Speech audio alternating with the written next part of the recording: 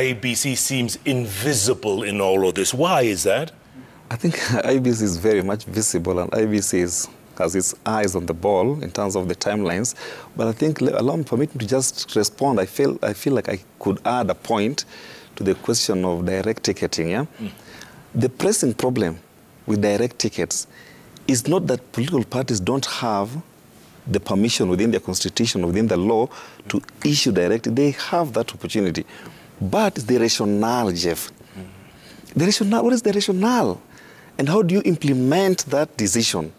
And how do you co-opt party members to that decision? Because you see, if you permit people to express interest in a particular seat, and they campaign, they invest their money in that campaign, you open up for nominations, call for nomination, they pick nomination forms, they pay money, and then you can't just have an abrupt maneuver and then say, you know what?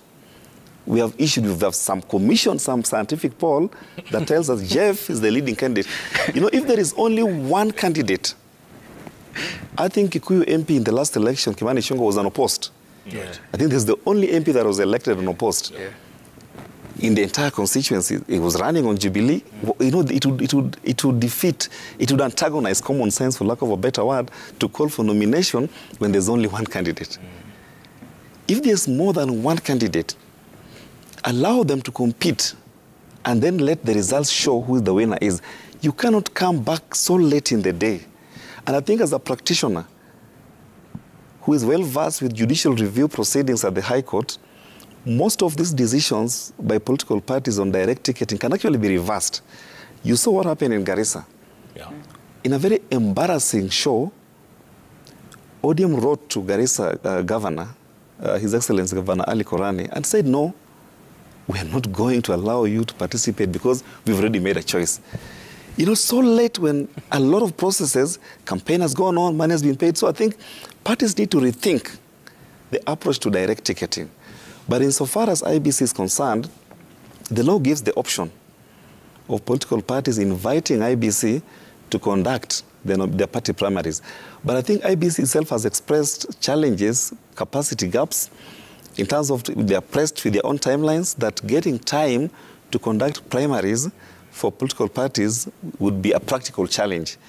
And I think what we said earlier, if parties were honest that they want nominations to be conducted in a manner that advances the Constitution's core commitments, which is deepening electoral democracy, they would stagger this nomination. Section 13 of the Elections Act states clearly that party primaries ought to be conducted at least 90 days to the election, which means you can conduct it even 6 months or 8 months. Yeah.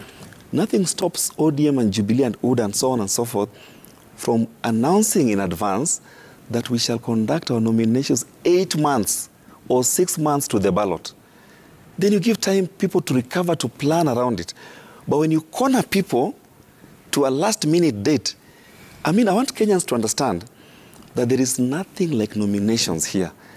And the principle that guide nominations, this is a framework of impunity and a disturbing pattern of manipulation of the law.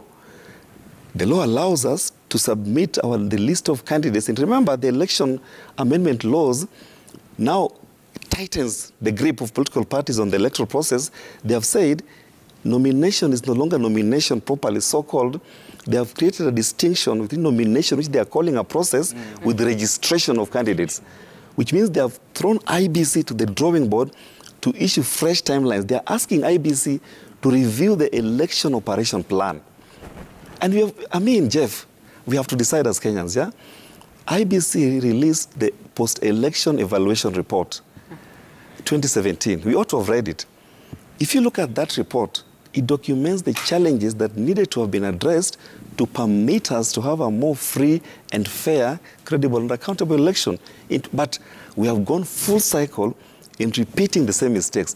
We are reviewing electoral laws, less than 120 days to election. Parliament was debating it today. We are cornering IBC to adjust election operation timelines. We are conducting nominations so late in the day.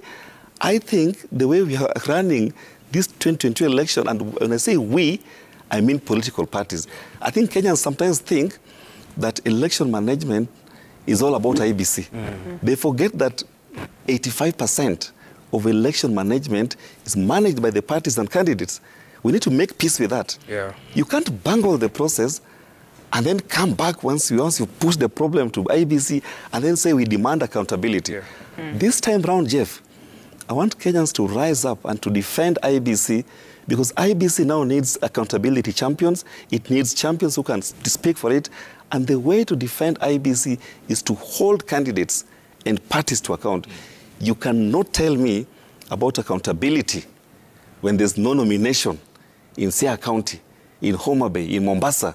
You had the aspirants saying there was an abrupt decision made in a boardroom that we defer nomination to an unknown date. I mean, can we just make peace with a few things, Jeff? Where do you stand? I mean, it's a farce. It's almost a farce. Yeah, and